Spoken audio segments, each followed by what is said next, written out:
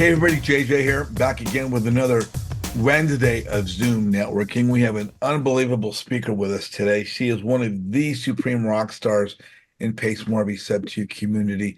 She is known as the Queen Closer, and Queen of the Closers. She's just renowned for what she does. She started as a student like the rest of us, became an entrepreneur and investor, and now is a very successful and nationally recognized investor, not only in the Sub 2 community, but just in real estate investment all over the place. She's not just an investor, she's a mother, she's a wife, runs a family and a business all at the same time. My good friend, Jen Shelton. Jen, how are you? I'm great. Thank you for that lovely introduction. Well, you're awesome. I always say the best part of what we do really are the people that we meet. And that means, relationships and people we become friends with. And I'm honored to call you a friend. And Oh, you're thank you. wonderful. I feel the So same really way. quick, for Thank you. those that don't know you, where in the country are you located? I live in SoCal with my family, and but our primary investment market is in the Midwest. It's actually Indiana. I'm going to throw We didn't, something at you. You yeah. you came to our networking picnic in June 15th. And did you bring the girls this year too? I know you brought them the first year. No, I brought them last year, but they're just kind of at that age where they're like, "Are you still talking, mommy? Because this is what we do." There you go. Hey, and I just wanted to say, we have the magician that showed up to the picnic last year, is a magician at the Magic Castle. And if you ever want to get your girls to a Sunday matinee at the Magic Castle, we can hook that up for you. I would love that. They Yeah, would love that. it's pretty darn cool. So your topic today is kind of get right to it, is how to close deals with $0. Um, sounds great to me. A lot of people go, how do you do that? Um, let's just jump right into it. You're not going to be talking about leads and all that stuff because closing is your thing. Let me jump into this from another angle. We have new people on the call right now, and watching on YouTube weeks and months down the line, we'll have brand new people on the call. What is the closer and what does a closer do versus maybe someone that gathers leads? That's a great question. Well, the funny thing is when I got into sales 20 years ago, I could do everything but close. Like at least it was like a self-limitation because I was never taught like your question. Well, what is closing? I know it's like locking something up, but how do you know what to lock up and when do you lock it up and all of these things? So fast forward, I've joined Pace Morby's sub two community with my husband almost 4 years ago in October of 2020. And I immediately jumped into training. Like I knew I wanted to be a closer. So I think number one is if you want to be a closer, then you have to commit to that. And committing to that means practicing. And practicing means role playing. And role playing means being really uncomfortable, like with your peers and putting yourself into a vulnerable situation. It means making calls to strangers consistently and recording your calls. And so closing, anybody can lock up a deal, lock up a contract, but is it a deal? So as a closer, it's your job and my job to identify if it's a deal. Because if you just lock it up because someone says they're going to do something creative and you get really excited, but their terms are really unreasonable, meaning they're like asking for a lot of money up front, that doesn't make sense, then it's your job and my job as a closer to say that. So a closer is somebody who is really acting in the benefit of both the seller and a buyer and trying to negotiate. It's not just closing at the very end. You're actually part of the negotiations up front. So you're negotiating numbers that are ideal for an end buyer. If that's not going to be you, then it's something that you're going to be able to assign in wholesale. I hear a lot of talk these days, Pace Morby's community has really exploded. And of course, I know you through the Sub 2 community. Um, really, really grown. They've got this, I'll call it this new thing called the transaction coordinator. Not that it's new, that function has been around from the beginning of time. Things just get new titles along the way on occasion. Um, Do closers work hand in hand with transaction coordinators? And I don't know if you want to explain what they do so that we could understand the relationship from them. Yes, absolutely. So as a closer, it's like everything is a negotiable. So I guess just taking a step back so that I can answer that question because it does vary. Um, the reason why I got this queen closer name is because I won a closer competition in sub two. I have to say that so people just don't think I'm calling myself a queen. As I competed in a competition with a bunch of other students, and then, next thing you know, it's only dudes left in me. And then at the final, I actually won. So then crown me queen closer. And I've just taken that and run. So over the years, I've learned that every situation is different. At first, I was doing everything, as probably most of us are. I don't know how many people in here have closed a deal, got it all the way to the finish line, gotten paid. If like in the chat you just want to like raise your hand or say me or whatnot. There's a lot of steps that go into it, including transaction coordination, which is your question, JJ. And so I was doing everything, right? And so Heidi says yes, Dave says yes. And when you're doing everything, it takes a lot longer to close a deal because closing it, getting the contract locked up is just part of it. After that, if it's a creative deal, you should 100% have a transaction coordinator on your team. If it's cash, it's up to you where you are in your business. But as a closer, when I started to JV, because I realized this is the niche I want to focus on is acquisitions. And if I can team up and squat up with somebody who can move it quicker or whatnot, then I'm willing to share a piece of the pie. But as a closer, I like to work with the transaction coordinators because maybe that's how my brain works. I'm very detail oriented. And when you're opening escrow after you have a contract, I like to be involved with that. So me and the transaction coordinator are working hand in hand because the transaction coordinators, everyone is different. But with the group that's promoted inside of sub two, that's under Molly Tennant, the top tier group, they're actually not allowed to draft contracts, which means that as a closer, that's your responsibility, um, unless you want to pay an attorney. So the closer hat, there's a lot of responsibility rather than just locking up a contract.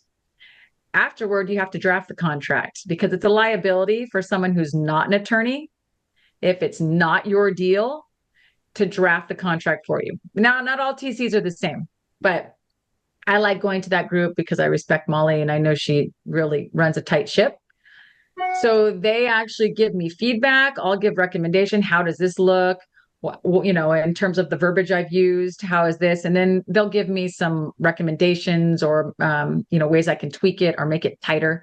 And so I'll do that. But the drafting of the contract comes with the role of that I offer as a closer. And it's up to you how you want to handle your responsibilities. Paul Hernandez, you're on with Jen Shelton. What's your question?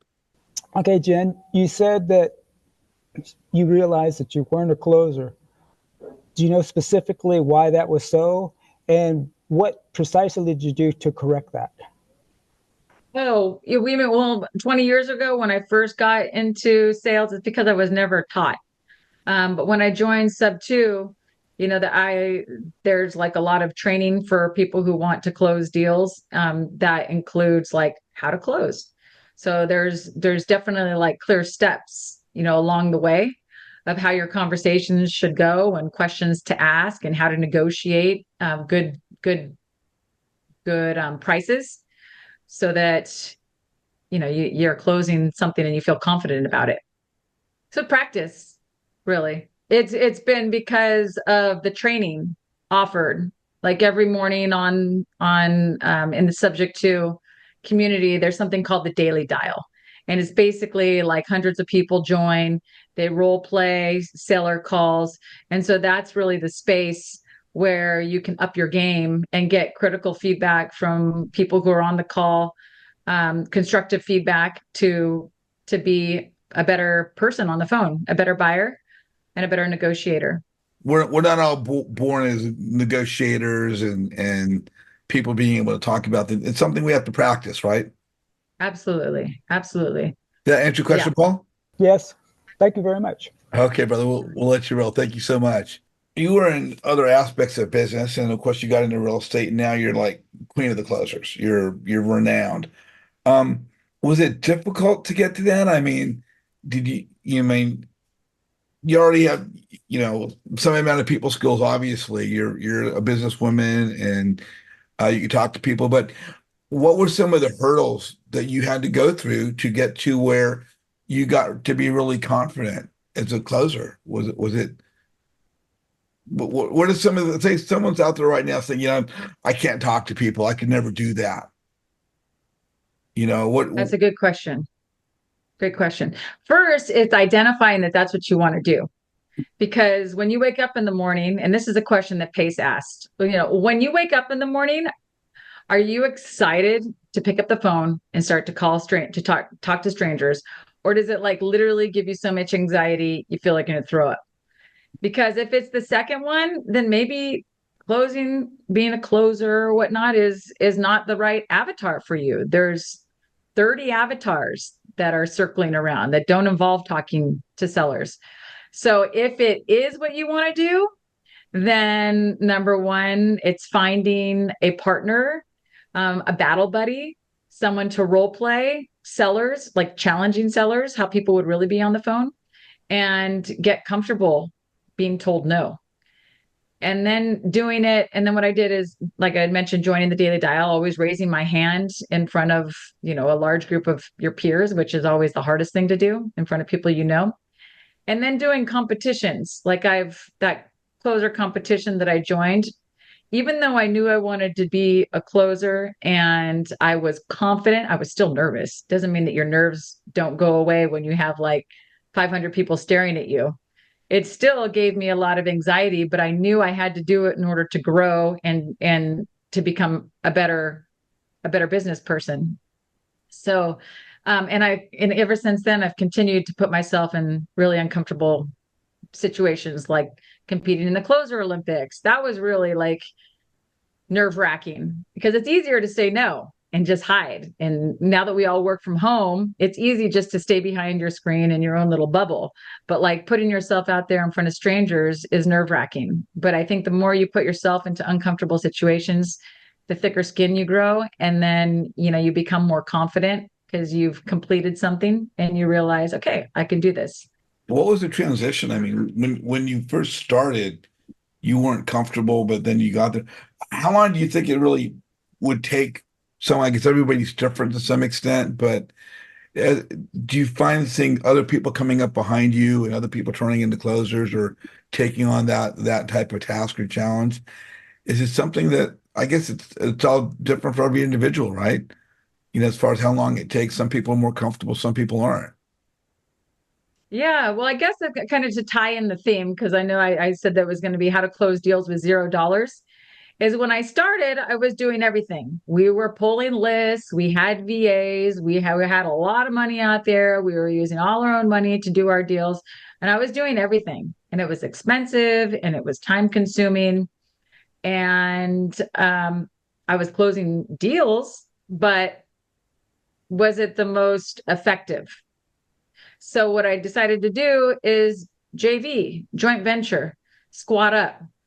And that actually also gave me more confidence because when you're working with other people as a team, you feel better, you feel stronger together. You have somebody to talk to about these deals and bounce ideas off and collaborate with. So if you're starting out in the beginning, I was willing to give up even more piece of the pie to learn from people who'd been doing it longer. That to me was worth more than dollars. So now, that's what I offer is now, when I'm most of my deals, in fact, the last I was counting them up before, I've had 28 transactions that I've had a JV partner. So I've done others on my own, but 28.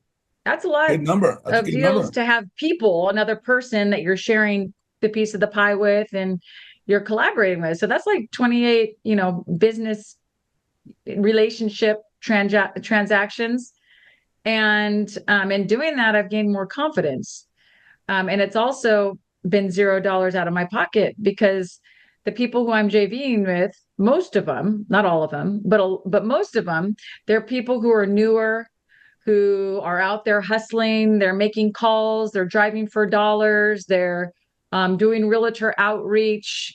But once they get the conversation and they have someone interested, they don't know what to do with it. So they'll contact me and they'll ask for help. And I say, absolutely. As long as you know the motivation, like they need to sell, they don't just want to sell, they need to sell. And there's a timeline that they need to sell in less than 90 days.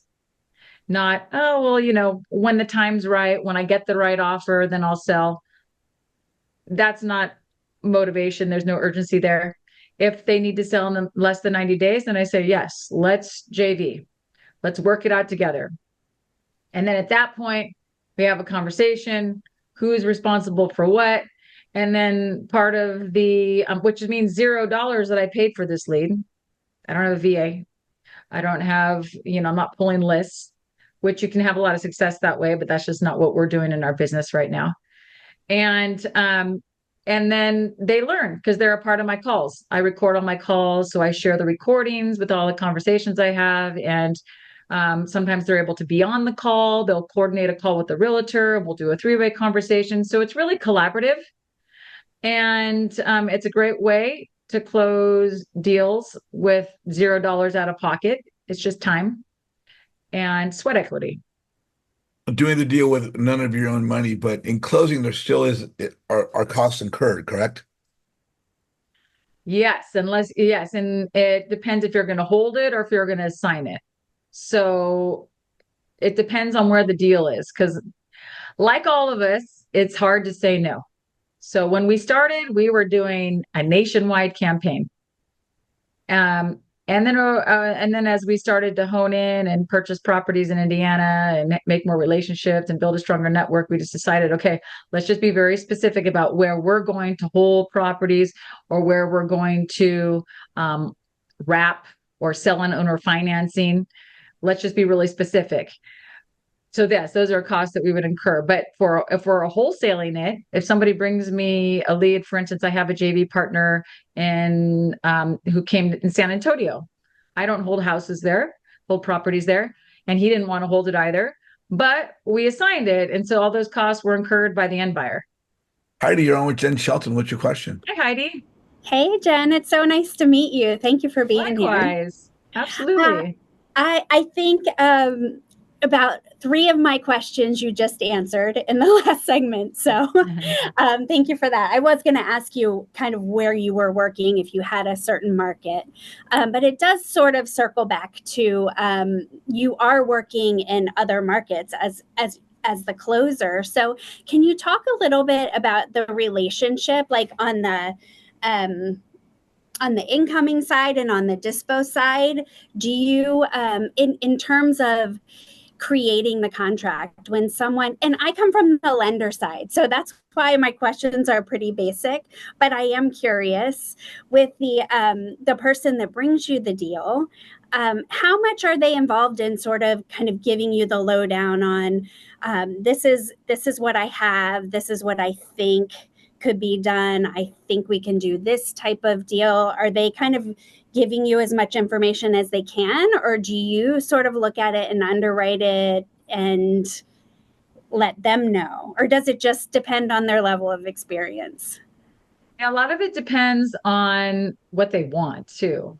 Mm-hmm. Because for instance, I have a team that came from a challenge that we were doing in sub 2. It was called an 18-minute challenge that Pace branded it as. So anyway, so I gained some team members that way. And one of them, he has a full-time W-2 job. He already owns some houses out here in California and in Texas.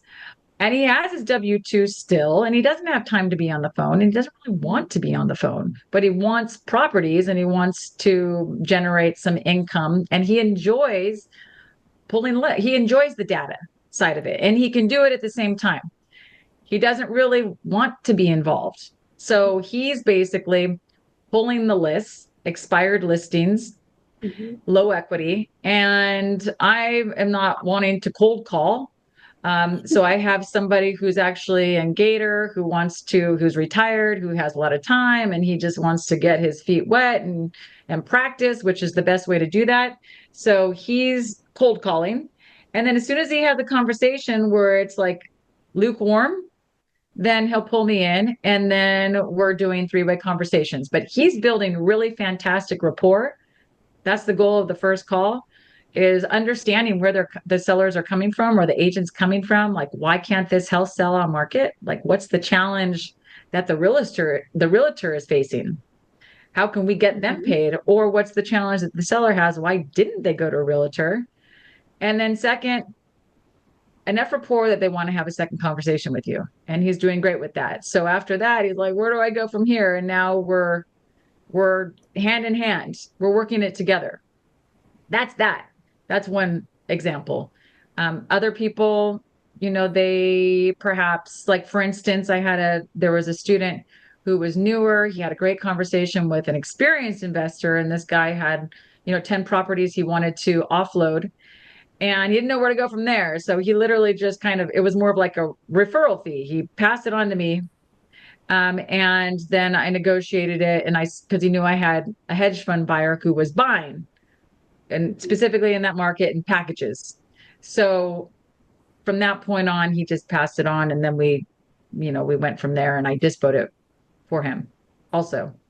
So it really depends on the person. I always ask, like, what, I want it to be a win-win. It's collaborative. So I always want the other person to feel like, not just are they going to get like a fee at the end, but is it going to be worth their while?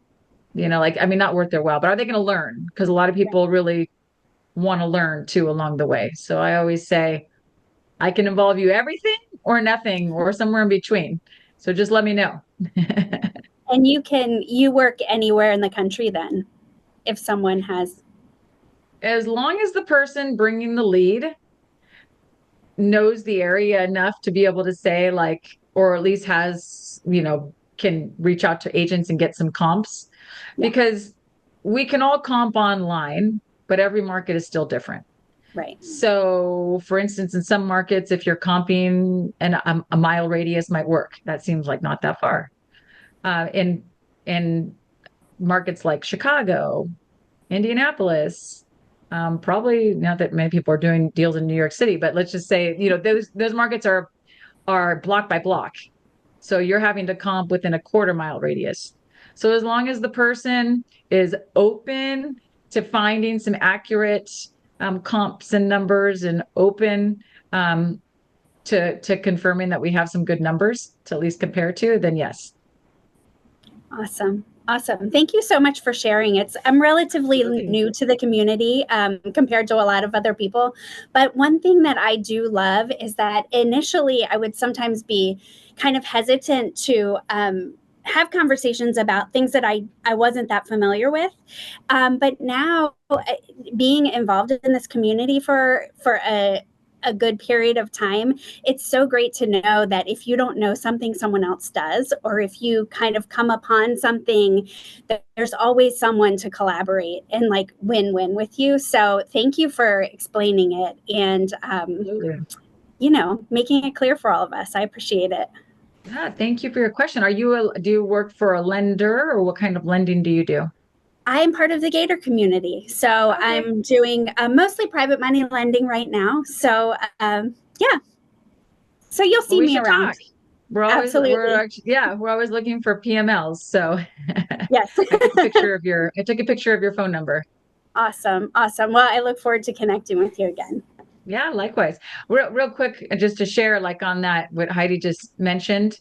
Well, first of all, Heidi, you know a lot more than a lot of other people who are doing, because you have the lending background. So you're already kind of like in that world.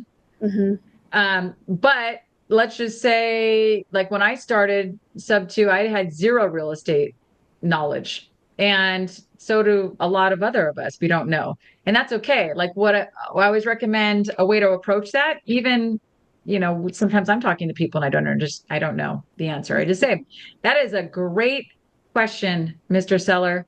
I don't know the answer to that, but I'm going to write it down. I'm going to take it to my team and I'm going to come back with an answer for you. But can you tell me more about that? Mhm. And then you're confronting it with confidence.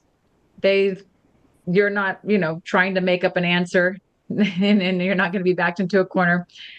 And now you have an excuse to contact them again. So that when you do Yes. contact them, they're like, oh, wow, that person actually remembered what I said. I didn't remember. And they followed through. 99% of the people who are calling aren't following through. And then third, you're learning because you're putting it back on them. Tell me more about that and let them educate you. People like Yes. to talk anyway, so they'll probably be flattered. That is so true. Well, as soon as JJ pops me off the screen, I'm writing down that phrase. So thank you so much. Okay. There you go. Heidi, thank you so much. Always good to see you. What's your question, my friend? You mentioned that you don't qualify your leads. You have a somebody do that for you.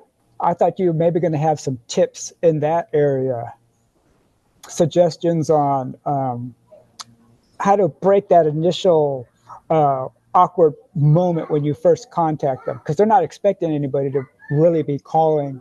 That's true. Even if it's a warm lead, they're still not expecting your call unless somebody has scheduled the call for you. So what I usually say, it's important in like it's like first impressions are everything, right? So in the first 10 seconds, you have to come out of the gate with energy and with positive energy. So one thing I learned from my very first mentor when I first started sales like 20 years ago is having a mirror nearby that you can look into when you talk is very helpful, because if you're like this, looking at yourself and just being like, hi, Mr. Seller, I'm Jennifer, calling about your house on 123 Main Street. It's very different than if you look yourself in your mirror and you're like, hi, I'm Jennifer. I'm calling about your property on 123 Main Street. Like a smile really made a difference. And when you're looking at yourself in a mirror, you really pick up on your own cues quickly. The other thing is that movement. I am a big fan of standing when I talk. Right now, I'm standing. And the reason why is because movement is energy. So for me, when I'm calling somebody, they could be reading an email. They could be at their W-2 job and somebody just walked into their office. It can be a mom who's like has screaming children and they're like tugging at her dress to get her a popsicle. So whatever you come out with has to be like energetic and engaging. So I just say like, hi, this is Jen. I have a note here on my desk that says you're interested in selling your house on Main Street. Checking in. How's that going? And they'll probably be silent for a minute because you caught them off guard. But hopefully, at least they're engaged. So I would just say number one, energy. And number two, talk with a smile. Pace, I heard Pace said, I can hear your smile. And number three, keep it quick. Keep it to the point. I really like your mirror idea. That's like instantaneous feedback. That's excellent. That's even better than listening to a recording. Thank you. That's really good. Jen, I wanted to ask you a little bit about you're talking about closing and then dispo, right? So there's transaction coordinating, there's closing, and there's dispo. As a closer, do closers do the dispo, or I know some people will hand something off to a dispo team, or is that what a dispo team does? Dispo teams close, or are these related, or are they separate from one another? Are they similar? They're very different. So locking up a contract, like the acquisition side, is just half the battle. After you get it under contract, then dispo comes into play, and that's a whole job. That's the other 50%. So that is a job in itself. So it depends. It's always like, it depends. Some deals I already know I have a buyer who would be interested. So I'm doing both. Others, like, I don't have anybody right now. And it's again assessing where you are in your business and your life at the time. Do I have time to go fish around for buyers? And is it worth my while to go fish around for buyers?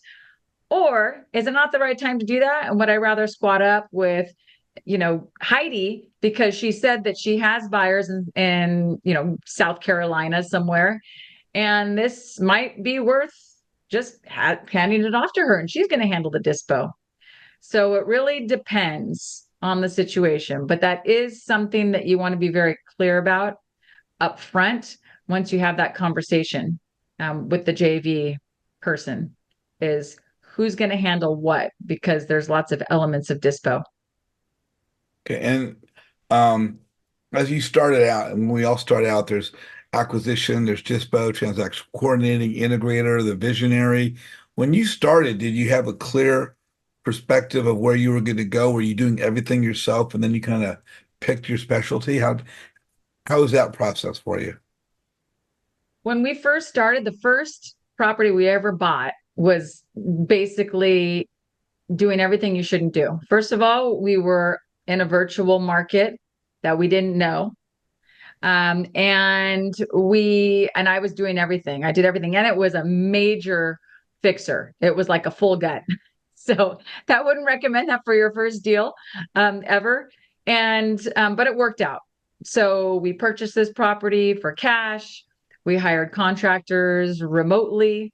We decided to hold it, and we put tenants in there, and we became remote virtual landlords. So that house, fast forward, the tenants actually stopped paying eventually. They had to be evicted, and they left it a mess. So we did some repairs, we put more tenants in there, and then decided, you know what, we just don't want to keep up with this anymore. So what we're going to do is we're going to sell it. We're going to sell it to someone locally who wants to manage it on their own. And we would rather hold the note. We would rather be the note holder. We would rather be the Bank of America or the Wells Fargo and just collect payments. So I actually sold it to another sub-2 student who lives locally on owner financing. And he was ecstatic because it was his first sub-2 or owner creative deal or owner financing deal that he was buying. There was a tenant in there. They were paying on time. It was decent money, and he was still able to cash flow, paying us, our company, and holding the property for long term. I think we did like a 30-year note with him, with no payment penalty. But he's not in any rush. Eventually, he's going to refinance out. He'll pay us off, and then he'll also be able to get some cash out of it.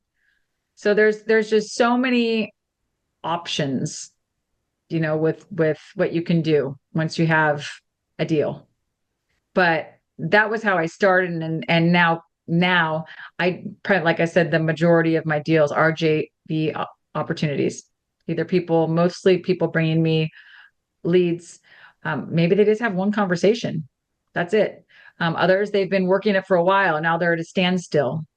So most of the properties that we're negotiating are coming from other students or gators or wholesalers that aren't neither. Okay. And are you doing predominantly single family or doing multifamily? Does commercial fall into the mix at all? We're doing primarily single family with some smaller multi, but in going to events and networking, like JJ specializes in and talks about, effectively networking. I've connected with some serious buyers who are looking for hotels. That's not something that I'm doing, but now it's like I'm kind of trying to be a bird dog at the same time. So asking, does anybody have any boutique hotels, less than 60 rooms in these areas? So that's something that I just want to refer to them and be like, here, I'll just collect a referral fee and you can do the rest. So it depends. Not doing anything major, but I have buyers who are looking for multifamily, so I refer them on. Now, let me ask, are you working independently? Do you have your own company? Are you working with other people? How are you? I mean, are you delegating certain things? Are you taking everything on yourself? What does your day or what does your week or what does your process look like? So we're a small mom and pop company. But we have multiple LLCs, that handle different things, our Of course. rentals, our Mhm. notes. We also do Turo. So we have that. So we have different businesses, and then I have a team, a remote team of people who, are either making calls or, like I said, integrators who are pulling lists. It's funny how this business is. You kind of you kind of swerve, and it's kind of like spaghetti. Like I started one way, had a team in between, then people like to go their own ways because what happens is when you first have your team, it's usually newer people who are wanting to learn, who want to be closers or just starting, and then they become a closer, and then they don't want you to be there. They want to go start their own team. So it's like giving people wings a lot of the time. And then they move on and you kind of, rebirth, rebirth So again. have you found that in the time that you've been established that you've groomed or taught a handful of other closers to get there, so to speak? Yeah, absolutely. It's been really rewarding to work with other people who maybe have just done it's usually like their first creative deal.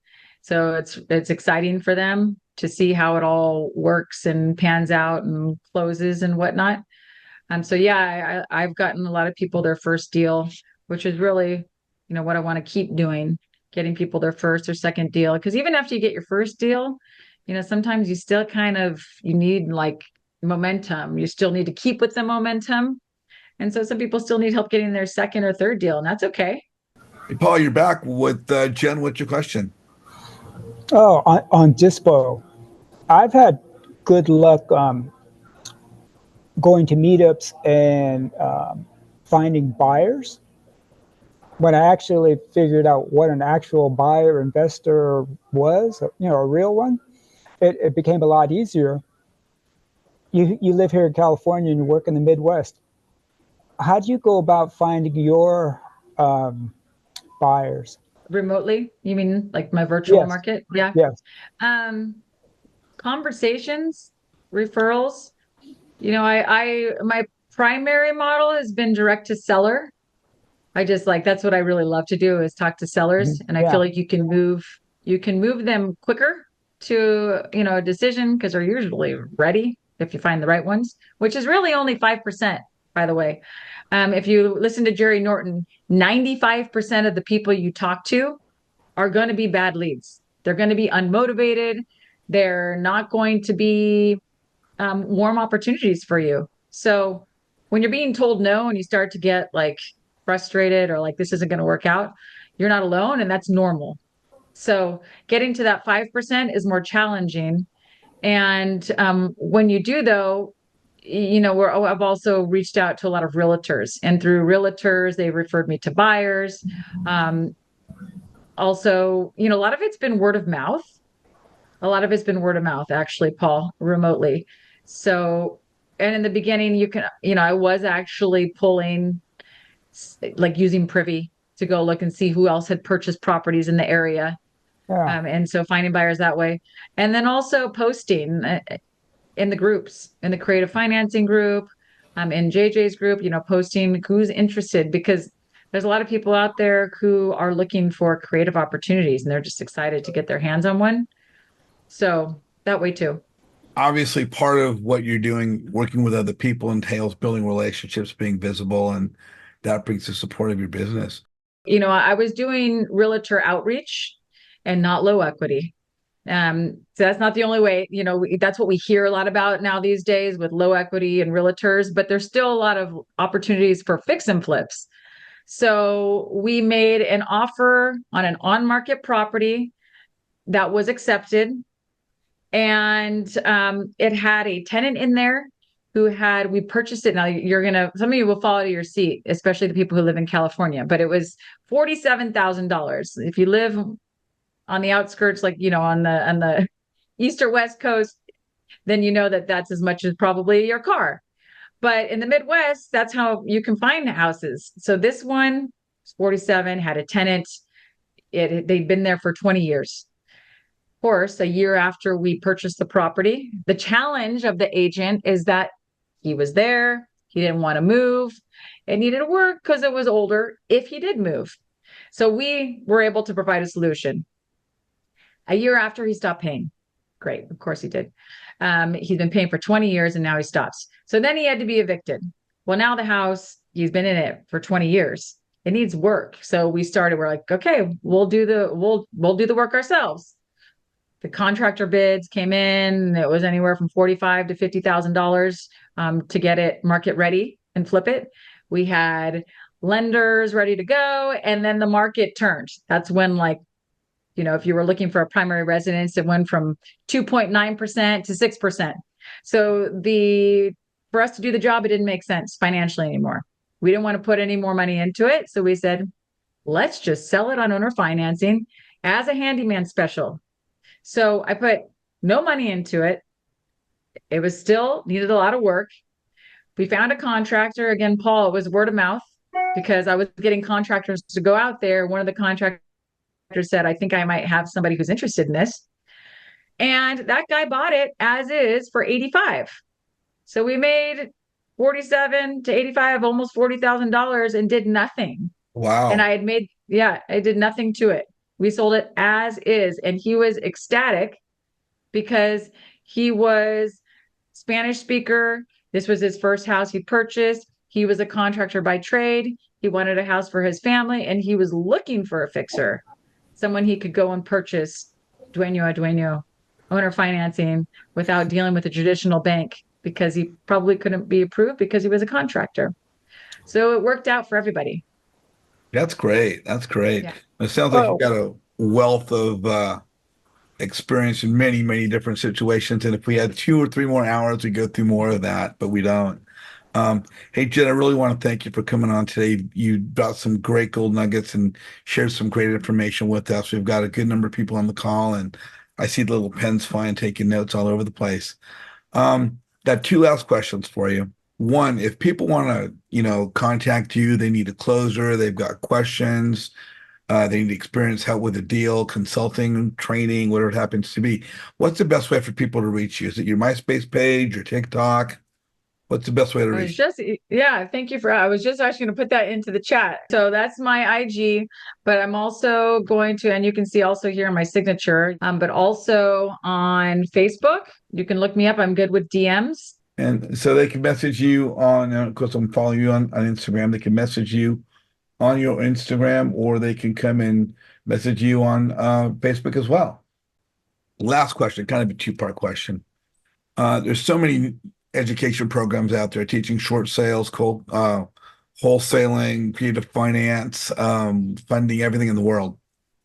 And they've got investors coming every single day who are brand new as well as experienced. And they're coming to these education programs to learn these transactions, not always using the educational Facebook group for the community to network. What is the importance of networking for the investor, whether they be brand new or experienced? What's the importance and the impact of investing to the success of one's business? So important. Even if it doesn't have to be in person either. So if you live in Southern California, I could drive just from one county to the next, and it's just as much. It takes longer than driving from one state to the next in New England. Yeah. So networking in person is amazing, and nothing replaces it. But if you can't do that, then picking up the phone and making phone calls, being active in the Facebook groups or the communities, being active in Zooms, but also picking up a phone and making a phone call. I get a lot of text messages, and sometimes that's hard to, you can only go so far with a text message. Yeah. I've had a few people call me and it doesn't come through as spam. So I pick it up, and I'm always like very impressed with people who are calling because it takes nerve to call, right? It's easier to send a message, but then you don't always get a response right away. So I would say networking in one way or the other. And if you're in a virtual market, finding out who's buying, who's doing deals there, making calls. Hey, I saw your post. What are you looking to do there? Can we chat and see if we can make money together? Just for people that are listening on the call or even on the call right now, it's so important that if you're going to reach out to someone that you don't know and you have their number, to text them in advance and let them know what your name is, your first name, your last name. Hey, I got your number. I'm going to be calling about this. Just want to let you know when your phone rings and you see this number, this is me and this is who I am, to introduce himself. I think it's so, so very important. Last question, kind of attached to that question, is everybody thinks they know how to use Facebook or social media. I've had an Instagram for years. I've had Facebook since junior high school, but now they're using it for business purpose. What's the importance of learning how to do social media or joining a networking group like mine, per se? Well, unfortunately or fortunately, right? Social media is a double-edged sword. But it's necessary because it's like our modern day business card. And Yeah. so that's a really good question is, there's a lot of people out. Unfortunately, even when you're in a community, you still have to, they say, trust but verify. So when someone Always. said they've done deals or they're a closer, well, how do you know? Like if you go to my Instagram page, you'll see that I've actually posted a lot of my phone calls live. So you hear there's another person, you hear my conversation. So there's like a track record there. They're like, oh, okay, she actually really does talk to people. Because not everybody records their calls. So even if you ask somebody, hey, can I listen to your calls? They might say, well, actually, I don't have a recording. So you just want to know what you're buying. You want to know what you are investing in or what you're trusting someone with. And social media is a big way. Yeah. Also, HUD statements, right? If somebody says they've done deals, well, have they? Do they have HUD statements, do they have closing statements with their company name on it to show you? And social Crucial. media is a place that's could be posted and shared. So There people, you go. social proof, I guess they call it. Social proof. How to mark, and you make a really good point to verify, validate, ask for references, uh, you know, number of deals, people they work with, I'll always, check everything. Um, and of course, how do you feel about the phrase, have an attorney check everything before you sign it? Like a JV agreement? Well, things get presented all the time for investors to sign, whether they're loan docs or their JV agreements. What's the importance of having an attorney to review these documents? Well, I use all of Pace's documents and contracts, and he's already paid for attorneys. Okay. So I don't deal with that unless it's state specific. Like for instance, I just did a lease option in Indiana, and even Molly Tennant, who's the runner of Top TC, said like this is what I would do, but you should also consult with a local attorney who knows Indiana law. So actually, Mhm. then I have a great relationship with one of the title companies there that I've used the most. And so they're very responsive. They share with their attorney. I paid a small fee to the attorney to check the lease option contract I'd done because you always want it's better to invest like, $300 than, lose who knows how many thousands of dollars. Yeah. So because you're doing it the wrong way. So in those situations, when it's state specific, I say it's worth it. Jen, thank you so much for joining us today. If you guys are on the call right now, don't go away. We're going to do some live networking. If you guys want to connect with Jen, her IG is at Jen T. Shelton, and you can find her as Jennifer Turnbull Shelton on Facebook. You want to connect with me or get into my group, just click this little QR code here on the screen. And Jen, we'll see everybody else out in the world of virtual networking and Instagram and Facebook, right? Yes, thank you so much, JJ, for having me. And thank you, everybody, for spending time with us today. I Great. appreciate you. You're on the call, guys. Don't go away. Thank you so much, Bye. everybody.